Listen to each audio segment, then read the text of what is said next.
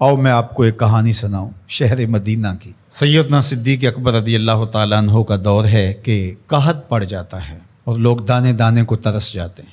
आपने ऐलान किया कि शाम तक मसला हल हो जाएगा। क्यों कि हज़रत उस्मान गनी रज़ी अल्लाह ताला अन्हु का तिजारती काफ़िला वापस आ रहा था मदीने में। 1000 ऊँट गले से भरे हुए शहर मदीना में पहुँचे। ताजर पहुँचे और उन्होंने कीमत लगाई कि जो चीज़ 10 रुपये की आप ख़रीद के लाए हैं हम 12 रुपये में ख़रीदने के लिए तैयार हैं। हज़रत उस्मान गनी ने कहा कि मुझे ज़्यादा नफ़ा चाहिए, मौका है, नफ़ा ज़्यादा से ज़्यादा कमाएं। हज़रत उस्मान गनी बहुत कामयाब ताजर थे, तिजारत के उसलूब को समझते थे। कहा मुझे ज़्यादा नफ़ा चाहिए। उन्होंने कहा कि 10 रुपये पे 3 रुपये ले लें।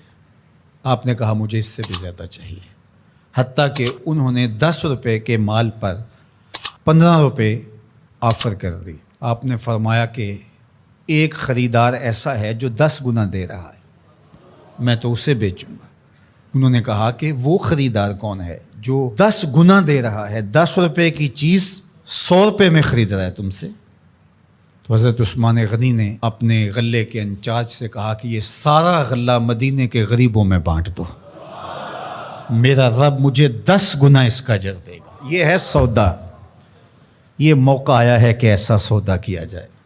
तो मुश्किल की घड़ियों में ये सोचें कि आज वो अपने बच्चों को लेकर के सड़क के किनारे बैठे हैं, 5-5, 6-6 करोड़ के बंगलों में रहने वालों, उनकी आरज़ू क्या है? एक खैमा कहीं से मिल जाए और उसको तान करके बैठ जाए, बीवी बच्चों के लिए पर्दा भी हो जाए और जुलसा देने वाली धूप से भी बच जाए।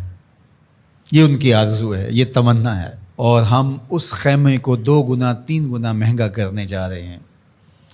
ज़रा एक लम्हे के लिए सोचो कि अगर हमारे बच्चों को यूं सड़क पे आना पड़ जाए, हम अल्लाह के लाडले तो नहीं हैं, इब्तलाओं और आजमाइशों से हमें भी गुजरना पड़े, आसूदा हाल लोग मांगने पे आज मजबूर हुए, जो खुद बांटा करते थे, दिया करते थे, आज अगर कितार में वो लग के खड़े हैं तो क़यामत नहीं है, तो ये क़यामत यहाँ भी तो आ सकती थी।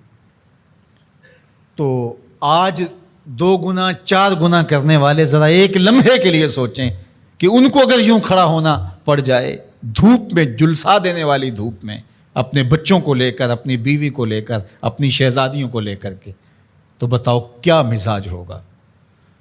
तो ये मौका इस तरह की कमाई करने का नहीं, आखिरत की कमाई करने का है। ये मौका उन गरीबों की दुआएं लेने का है। ये मौका उन दुखियारों की, लाचारों की, परेशान हालों की, मजबूरों की, उन फंसे हुए लोगों की दुआएं लेने का है।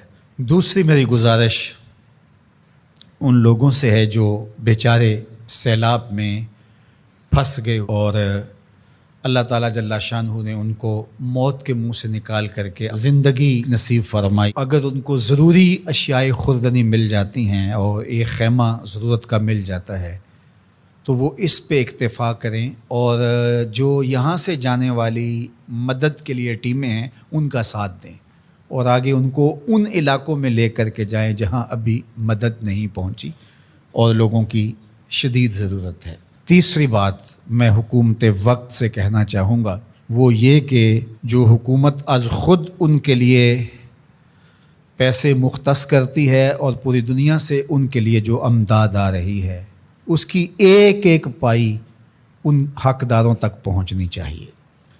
माजी के तजुर्बे अच्छे नहीं हैं, बड़े तल्ख तजुर्बात से हम माजी में गुज़रे हैं, ये उनका हक़ है। चावल का एक दाना भी अगर तुम्हारे पेट में चला गया वो तुम्हें चैन ज़िंदगी भर नहीं लेने देगा, तुम्हारी नस्लों को भी उसका हिसाब देना पड़ेगा। इसलिए जो भी मदद आ रही है उन लोगों की अश्कशोई के लिए वो 1 रुपया है या 1 लाख रुपया बनता है फ़ी कस के हिसाब से, पूरे इंसाफ के साथ, दयानतदारी के साथ, शफ़ाफ तरीके से उन मजबूरों तक, उन लाचारों तक, उन मफलूकुल हाल लोगों तक। आप तो अच्छे घरों में रह रहे हो, आसूदा माहौल है, हर तरह की खैरियत व आफ़ियत अल्लाह ने महफूज रखा है, तो हवस किस चीज़ की?